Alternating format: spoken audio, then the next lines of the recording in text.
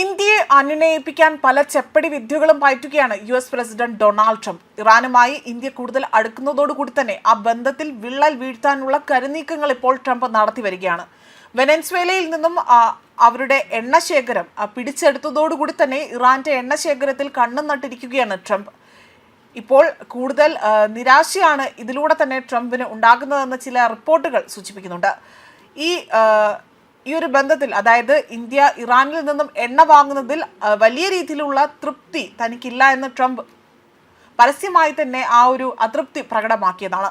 ആയതിനാൽ തന്നെ ഇന്ത്യ ഇനി ഇറാനിൽ നിന്നും എണ്ണ വാങ്ങുന്നില്ല എന്നും വെനസ്വേലയിൽ നിന്ന് എണ്ണ വാങ്ങും എന്നതാണ് ഇപ്പോൾ ട്രംപ് ഒരു വമ്പൻ പ്രഖ്യാപനം നടത്തിയിരിക്കുന്നത്.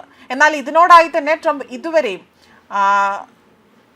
ഇന്ത്യയുടെ പ്രതികരണം എന്തെന്ന് അറിഞ്ഞിട്ടില്ല, അല്ലെങ്കിൽ ഇതിനോടായി തന്നെ ഇതുവരെയും പ്രതികരിച്ചിട്ടില്ല എന്നതാണ് മറ്റൊരു വസ്തുത. കരാറിന്റെ രൂപരേഖ തയ്യാറായി കഴിഞ്ഞുവെന്നും ഇറാനിൽ നിന്ന് എണ്ണ വാങ്ങുന്നതിൽ നിന്ന് ഇന്ത്യ അവിടെ പിന്മാറുമെന്നും ട്രംപ് വ്യക്തമാക്കിയിരുന്നു. ട്രംപിന്റെ ഈ അവകാശവാദത്തിൽ ഇതുവരെയും ഇന്ത്യ പ്രതികരണം അറിയിച്ചിട്ടില്ല.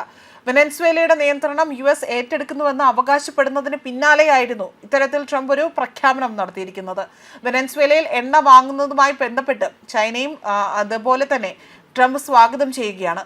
കഴിഞ്ഞ ദിവസങ്ങളിൽ തന്നെ വെനസ്വേലയുമായുള്ള വ്യോമ അതിർത്തി ട്രംപ് തുറന്നു നൽകിയിരുന്നു. പിന്നാലെ തന്നെ അമേരിക്കയിലെ പ്രധാനപ്പെട്ട എണ്ണ കമ്പനികൾ സ്ഥലങ്ങൾ പരിശോധിക്കാൻ വെനസ്വേലയിലേക്ക് പോകുമെന്ന റിപ്പോർട്ടുകളും അവിടെ പരക്കുകയും ചെയ്തു.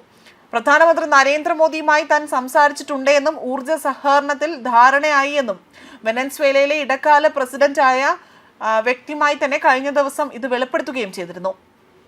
പിന്നാലെ തന്നെ വെനസ്വേലയുമായുള്ള ഉഭയകക്ഷി ബന്ധം ഇന്ത്യ വർദ്ധിപ്പിക്കുമെന്നും ഇത് പുതിയ സാധ്യതകളിലേക്കുള്ള വഴി തുറക്കുമെന്നായിരുന്നു പ്രധാനമന്ത്രി നരേന്ദ്രമോദി എക്സിൽ കുറിച്ചതെന്നും ഇവിടെ അവകാശവാദങ്ങൾ പുറത്തു വരുന്നുണ്ട്.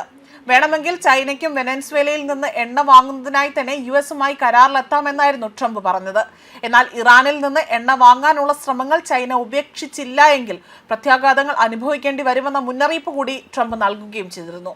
ലോകത്തെ ഏറ്റവും വലിയ എണ്ണ ശേഖരങ്ങളിൽ ഒന്നാണ് വെനസ്വേലയിൽ സ്ഥിതി ചെയ്യുന്നതെന്നതും ശ്രദ്ധേയമായ ഒന്നാണ്.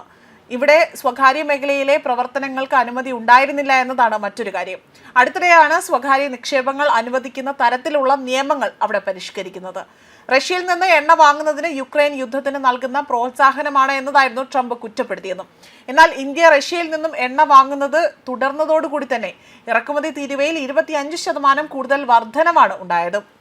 എണ്ണ വ്യവസായ മേഖലയിൽ സ്വകാര്യ കമ്പനികളെയും അതുപോലെ തന്നെ നിക്ഷേപങ്ങളെയും അവിടെ അനുവദിക്കാനുള്ള ബില്ല് വെനസ്വേല അംഗീകരിച്ചതിന് പിന്നാലെയായിരുന്നു ഇത്തരത്തിൽ ട്രംപ് ഒരു വെളിപ്പെടുത്തൽ നടത്തി രംഗത്ത് വന്നിരിക്കുന്നത്.